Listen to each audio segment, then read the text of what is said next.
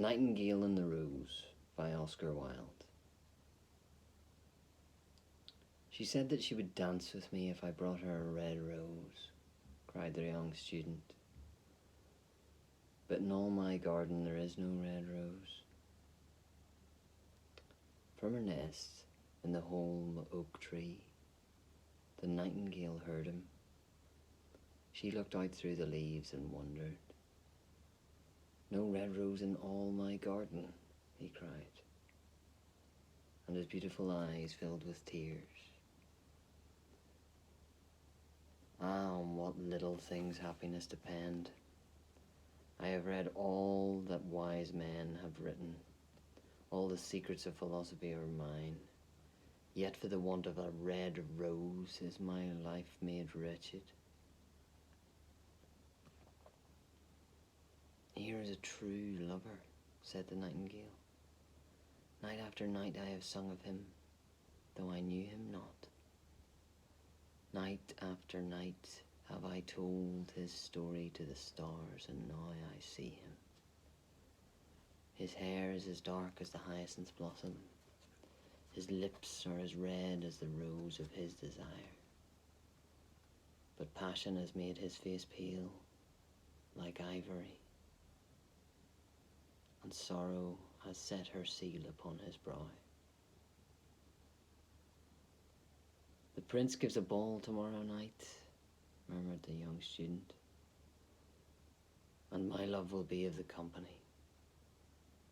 If I bring her a red rose, she will dance with me till dawn. If I bring her a red rose, I shall hold her in my arms, and she will lean her head upon my shoulder, and her hand will be clasped in mine. But there is no red rose in my garden, so I shall sit lonely and she will pass me by. She will have no heed of me, and so my heart will break. Here indeed is the true lover, said the nightingale. What I sing of he suffers. What is joy to me, to him is pain. Surely love is a wonderful thing. It is more precious than emeralds, and dearer than of fine opals. Pearls and pomegranates cannot buy it, nor is it set forth in the marketplace. It may not be purchased of the merchants, nor can it be weighed out in the balance for gold. The musicians will sit in the gallery, said the young student, and play upon their stringed instruments, and my love will dance to the sound of the harp and the violin. She will dance so lightly her feet will not touch the floor, and the courtiers in their gay dresses will throng round her. But with me she will not dance, for I have no red rose to give her. And he flung himself down onto the grass and buried his face in his hands and wept. Why is he weeping? Asked the green lizard as he ran past with his tail in the air. Why indeed? Said the butterfly, who was fluttering about after a sunbeam. Why indeed? Whispered the daisy to his neighbour in a low, soft voice. He is weeping for a red rose, said the nightingale. For a red rose, they cried. How very ridiculous. And the lizard, who was something of a cynic, laughed outright. But the nightingale understood the secret of the student's sorrow, and she sat in the old oak tree and thought about the mystery of love.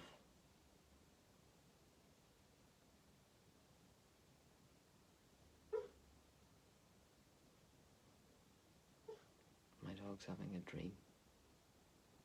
Please excuse him.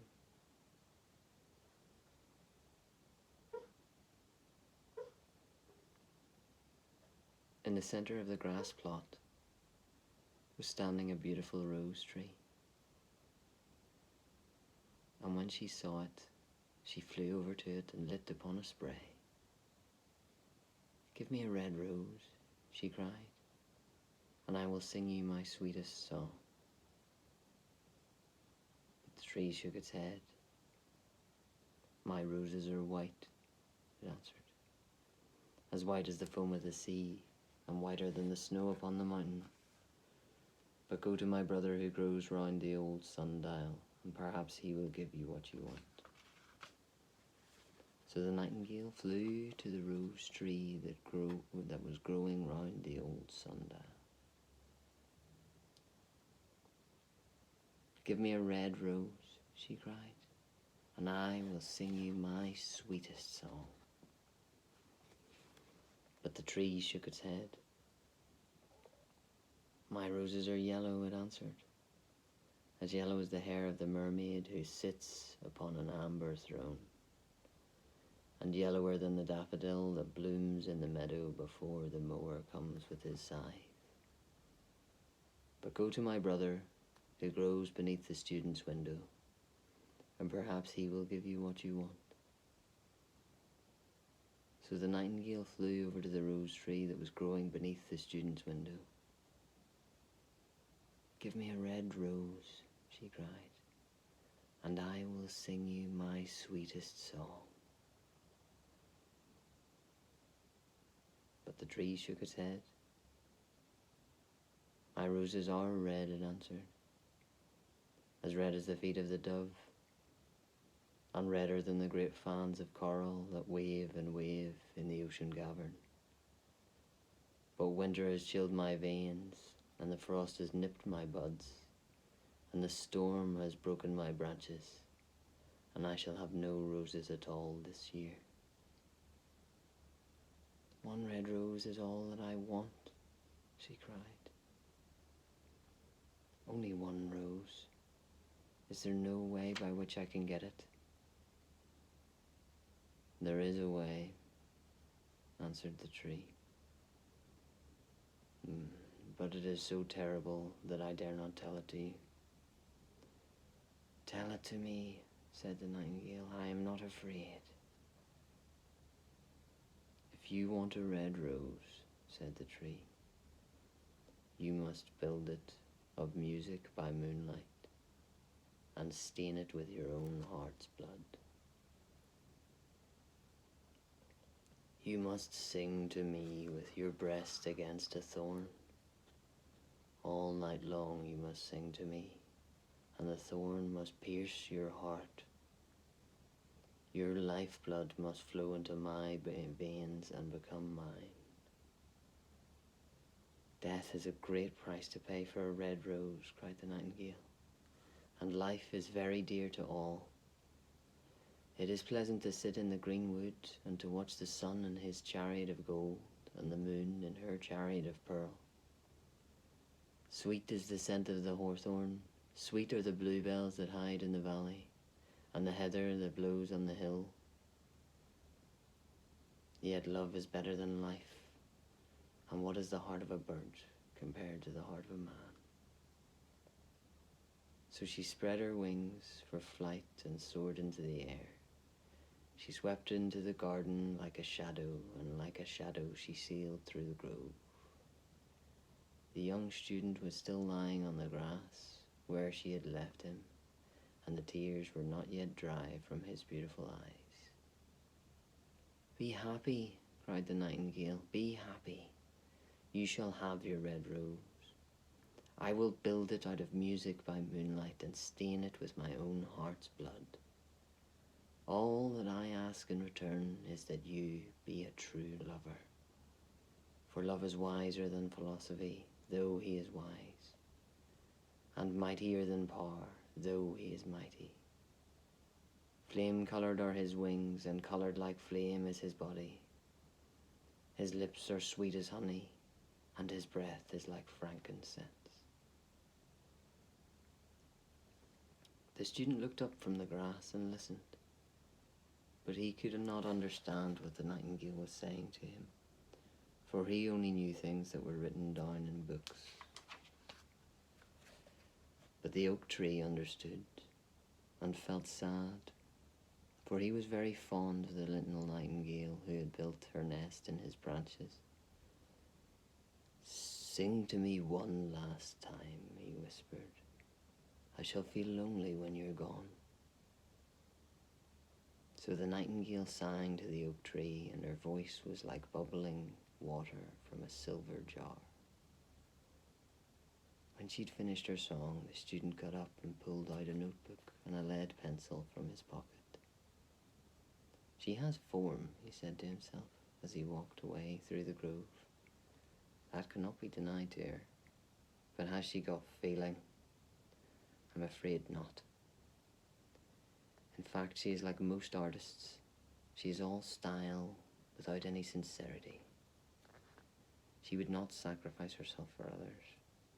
She merely thinks of music, and everybody knows that the arts are selfish. Still, it must be admitted that she has some beautiful notes in her voice. What a pity that they do not mean anything, or do any practical good." And he went to his room and lay down on his little pallet bed and began to think of his love, and after a time he fell asleep. And when the moon shone in the heavens, the nightingale flew to the rose tree and set her breast against the thorn. All night long she sang with her breast against the thorn, and the cold crystal moon leaned down and listened. All night long she sang, and the thorn went deeper and deeper into her breast, and her lifeblood ebbed away from her. She sang first of the birth of love in the heart of a boy and a girl, and on the topmost spray of the rose tree there blossomed a marvelous rose, petal following petal as song followed song. Pale was it at first, as the mist that hangs over the river, pale as the feet of the morning, and silver as the wings of the dawn. As the shadow of a rose in a mirror of silver, as the shadow of a rose in a water pool, so was the rose that blossomed on the topmost spray of the tree. But the tree cried to the nightingale to press closer against the thorn. "Press closer, little nightingale," cried the tree, "or the day will come before the rose is finished."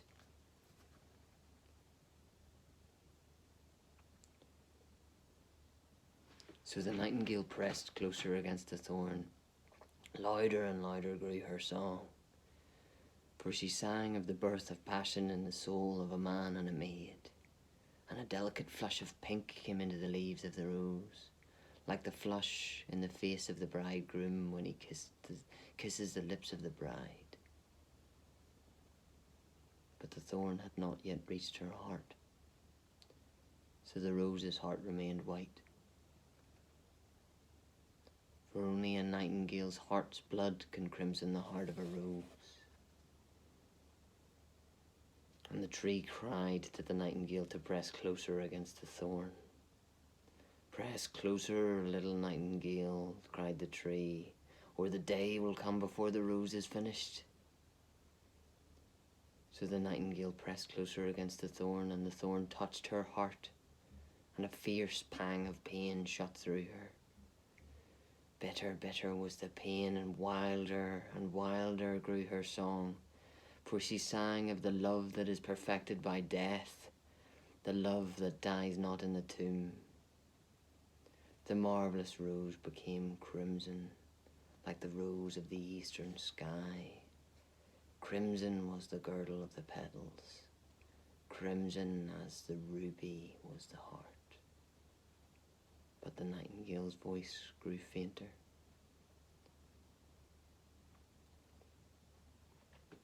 And her little wings began to beat, and a film came over her eyes.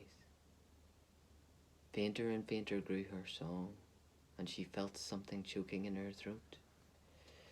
Then she gave one last burst of music. The white moon heard it, and she forgot the dawn and lingered on in the sky. The red rose heard it and trembled all over with ecstasy, and opened its petals to the cool morning air. Echo bore it to the purple cavern in the hills, and woke the sleeping shepherds from their dreams. It floated through the reeds of the river, and they carried its message to the sea. Look, look, cried the tree, the rose is finished now. But the nightingale made no answer, for she was lying dead in the long grass, with the thorn in her heart.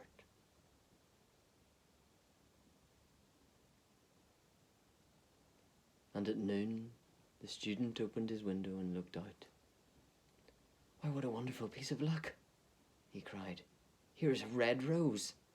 I've never seen any rose like it in all my life. It is so beautiful that I am sure it has a long Latin name." And he leaned down and he plucked it. Then he put on his hat and ran to the professor's house with the rose in his hand. The daughter of the professor was sitting in the doorway, winding blue silk on a reel, and her little dog was lying at her feet. You said that you would dance with me if I brought you a red rose," cried the student. "Here, the reddest rose in all the world. You will wear it tonight next to your heart, and as we dance together, it will tell you how I love you." But the girl frowned. "I'm afraid it will not go with my dress," she answered. "And besides, the Chamberlain's nephew has sent me some real jewels. Everybody knows that jewels cost far more than flowers." "Well, upon my word, you're very ungrateful," said the student angrily, and he threw the rose into the street, where it fell into the gutter and a cartwheel went over it. "Ungrateful," said the girl. "I tell you what, you're very rude. And, after all, who are you? You're only a student. Why, I don't believe you've even got silver buckles on your shoes as the Chamberlain's nephew has." And she got up from her chair and went into her house. "What a silly thing love is," said the student as he walked away. "It's not half as useful as logic, for it doesn't prove anything, and it's always telling one of things that are not going to happen and making one believe things that aren't true. In fact, it's quite impractical. And as in this age, to be practical is everything, I shall go back to philosophy and study metaphysics." So he returned to his room and pulled out a great dusty book and began to read. The Nightingale and the Rose by Oscar Wilde. I hope you enjoyed it.